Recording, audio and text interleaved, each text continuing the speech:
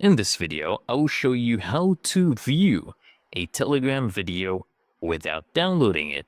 So go ahead and open up your Telegram, and I will open up this channel where I have funny videos going on. Let's look for that group. All right, here it is. So let's say this is the video, right? Don't click on the download icon here at the top left. Click on the play button right here, okay? And it will start playing automatically once it gets this in a cache. So it's not actually downloading it, it's just saving it to a cache, which will automatically clear. As you can see, now I can watch this video.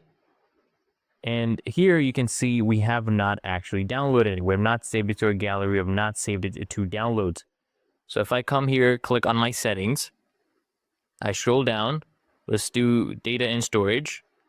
As you can see, not everything here is saved to gallery. So if I come to storage usage, there's a cache. So I can just clear that, right? Clear those and they'll automatically get cleared. And what you can also do is you can click on auto removed cached media. So if we do private chats, group chats, right, we can do this to 1 day, right? It will keep clearing.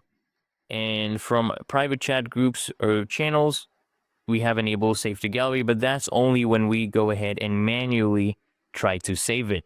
So I hope this video helped you out.